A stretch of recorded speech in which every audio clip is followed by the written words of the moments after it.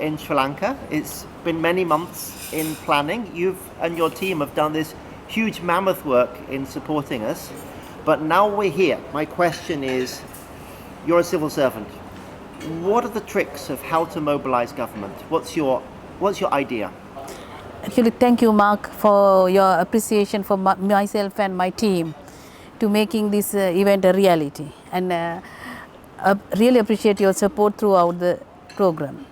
And as the government servant, we see that we all, as a scientist, academics, and a civil servant, have to get together, and they have to be in one platform in decision making and policy formulation, which is very important in introducing practical implications and the practical implementation of our policy decisions and policy directions.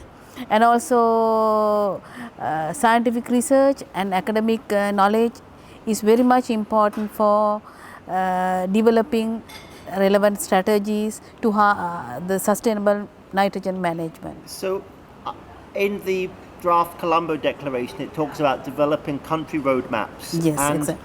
if I understand rightly, the Sri Lankan government has already been starting that process by bringing new people together, forming new groups. Can you tell us something about the groups you've been forming and what your ideas are?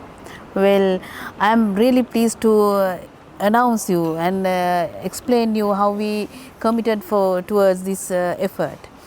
Very beginning, we formulated the interministerial level task force with all industrial, plantation, transport, and all relevant ministries get together, and we form a task force to work towards the sustainable nitrogen management. Not limiting to that one, we within our ministry itself, we have a special action group on nitrogen management with all relevant subject area directors. So you have one group, let's say, for the civil service and another group for the multi-actors. Yes, exactly.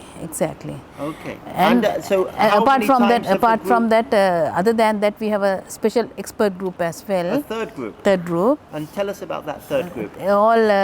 Many the scientists and academic people are taking part in that expert group, and I am pleased to explain you that hope you remember the book we launched in the morning during the inaugural session. So we have already done a status report on nitrogen relevant to Sri Lanka. That is all committed work for all scientists and academic. So let's take those three groups. Yes. You've got some new people talking together about nitrogen in a way perhaps they didn't in the past. That might lead to surprises. Were people understanding each other?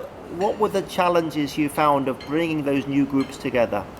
Actually, when we start dialogue on this subject, we notice that there are certain isolated researchers and academic discussions developing. But thanking the initiation for the resolution for UNIA 4.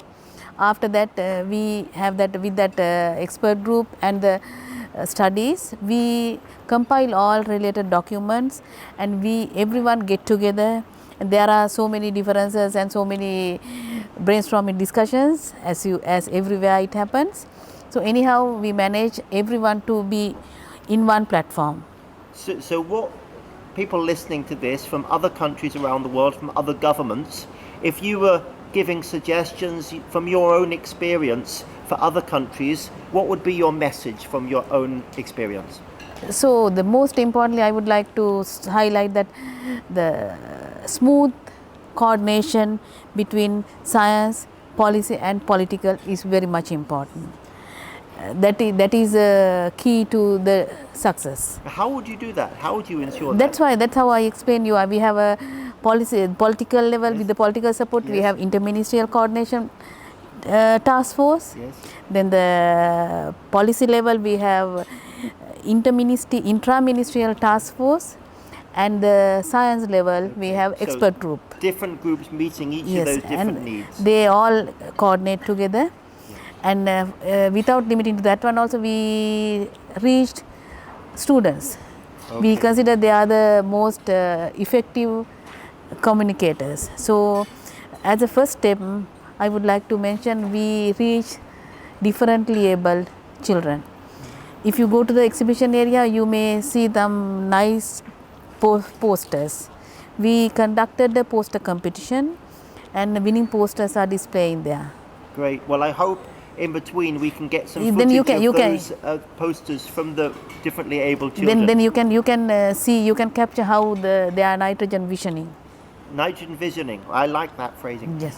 One last question. Here's Sri Lanka. It's a country with quite high nitrogen usage in agriculture. Of course, there's fossil fuels and wastewater. If you think personally of the challenge for Sri Lanka to go towards sustainable nitrogen management, where would your heart be in terms of the thing you would really like to see come forward? Actually, sometimes you may know that Sri Lanka is mostly an agricultural based country. Our dry zone area consists of more than 70% agricultural community. So now with the recent development, our farmer communities, they used to use reactive nitrogen as fertilizers. It's a kind of it's a kind of thought they are having. They think that if they are to get a higher yield to cater the high demand, we have to use as much as possible the fertilizers. So even some farmers are getting subsidies for fertilizers. So anyhow, the big challenge we are having is to develop that mentality and building up the So a mentality attitude. that is not necessarily going to increase their yields if it's water limited, and how to go to a more resilient agriculture. We have to convince them that the required nitrogen level is already in the soil level, and the significant message is everyone has to understand that nearly 70%, 80% nitrogen waste to the environment. It's an utter waste of resources. Okay, well, So- Deepa, thank you so much for joining us. Thank you so much for making the difference in Sri Lanka, championing this event, and your team has pulled it together for us. Thank you so much. Thank you much. Thank you for giving us this opportunity to have the sustainable nitrogen campaign launching in Sri Lanka. Thank you. Thank you.